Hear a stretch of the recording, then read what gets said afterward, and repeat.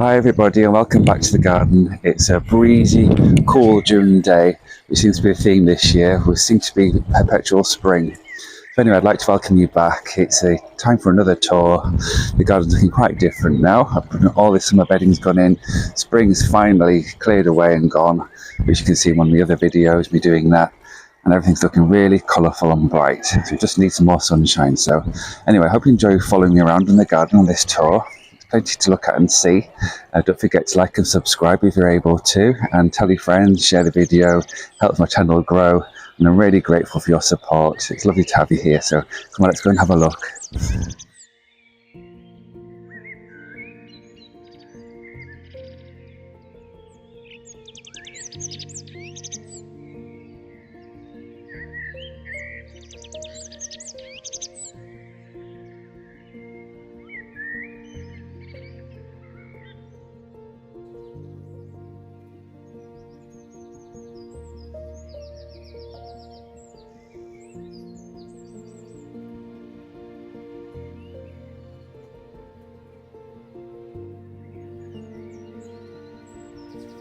The construction of the hanging basket is very simple. Simply have 3 petunias, 1 fuchsia in the middle, and in between those is some blue lobelia, and round the edges is some ivy, which was from last winter. And I'd like to leave that in so it can establish itself. It's there all the time.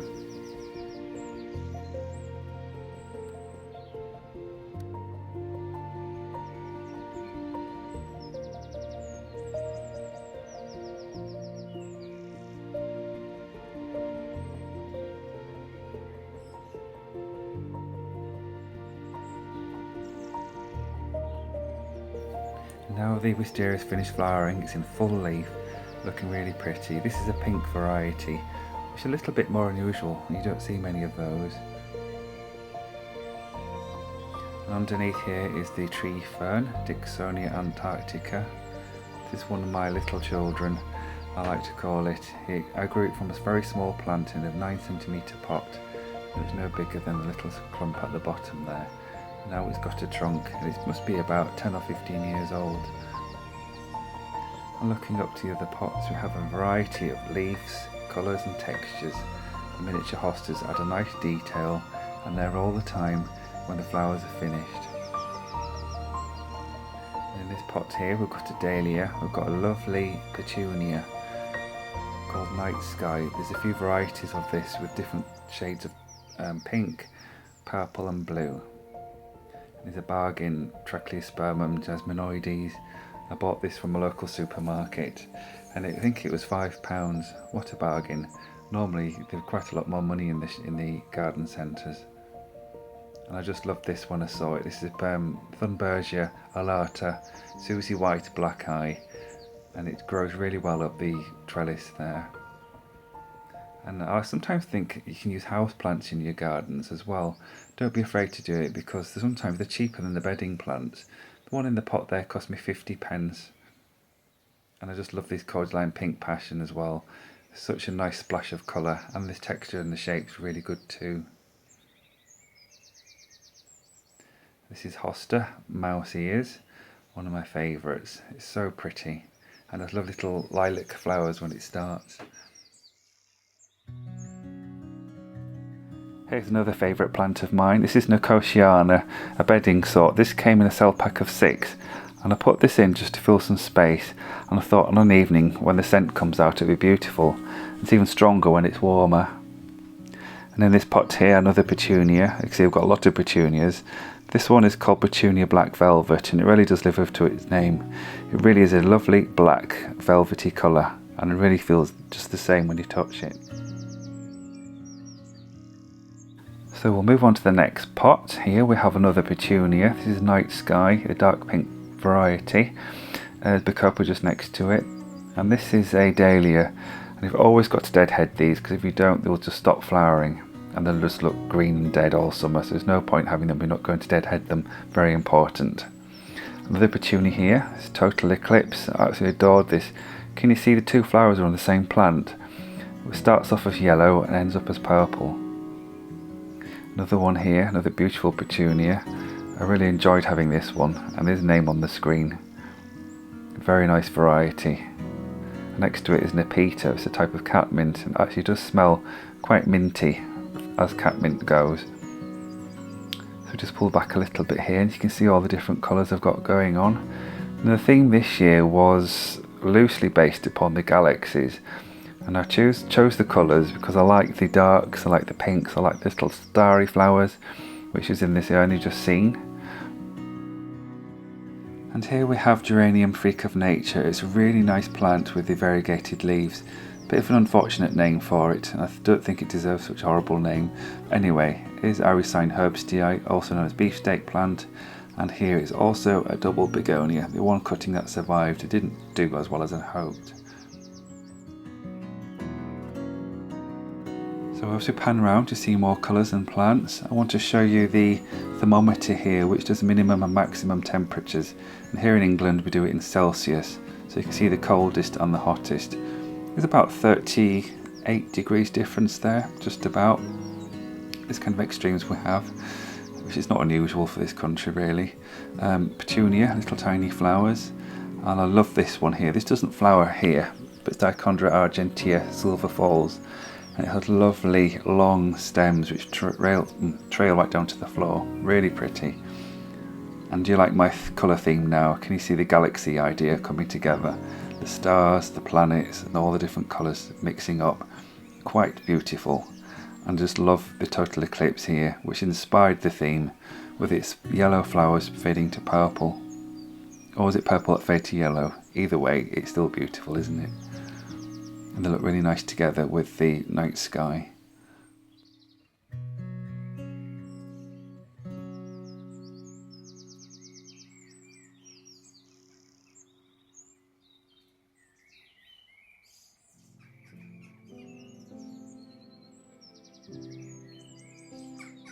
So on to the next pot now. I just love these petunias, they're gorgeous, aren't they? This is Petunia Coral Morn, and the colours are so vivid and bright.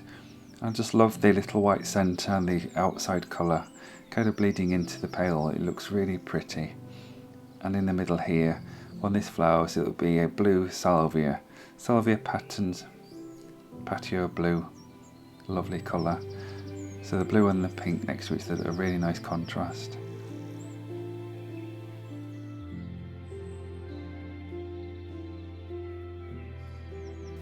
So this is Petunia exerta. This is a perennial variety which we can grow here in England, and I actually think most petunias are perennial if you look after them properly, but of course our winters are too severe for them to survive.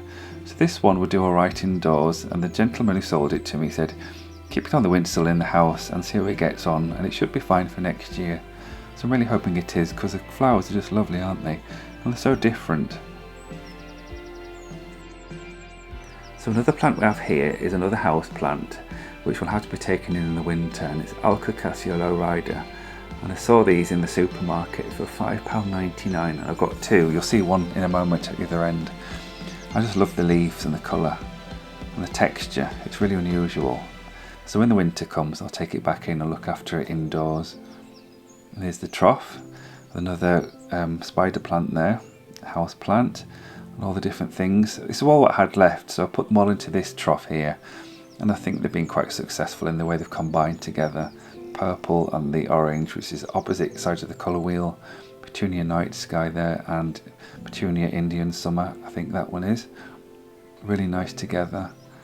And lovely clematis going up this metal work. Does really well. And the Trachlyspermum we saw before is just going to the right of that. Can you see the trellis on the wall? That's where it's going to be sitting.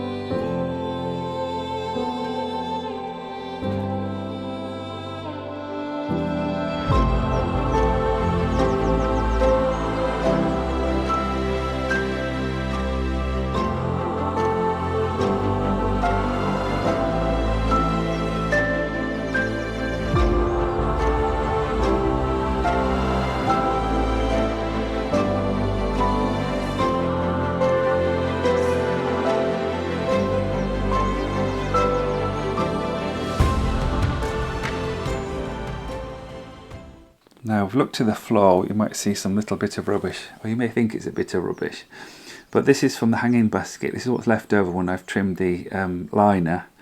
What I do, I put it onto here, and the little birds, they come and they pick it off. And the idea was, rather than picking my hanging basket to pieces, they can pick it off here instead. And you can see they've been having a good go at it. Particularly good for little birds like wrens and sparrows, they love it. And they make lovely little soft nests with it. And my hanging basket gets to stay in one piece, hopefully.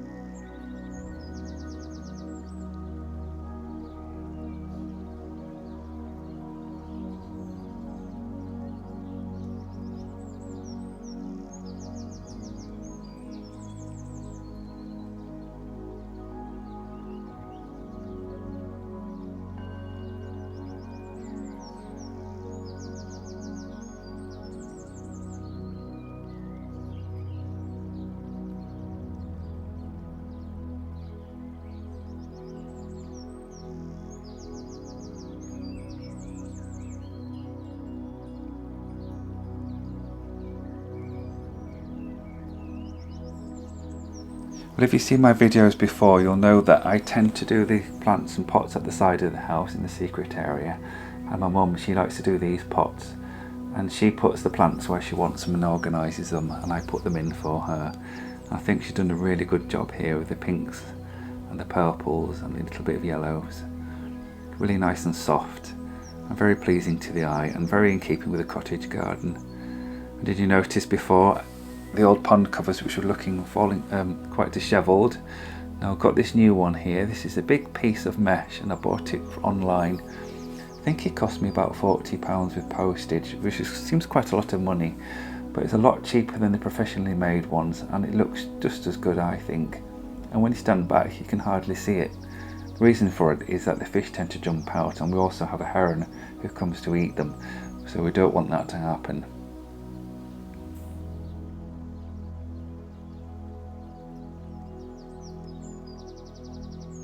So just pan back to the pond because I see my little friend coming to say hello. This is the ghost koi. He's a beautiful fish. And another reason for the mesh was that he actually did jump out not long ago, and I found him on the patio just about alive, and so I managed to bring him back to life by putting him in the pond and doing what it said on the internet, and he survived, thank goodness. I was really upset that day. I'm happy he's still with us. So now let's have a look on the decking area in front of the garden room.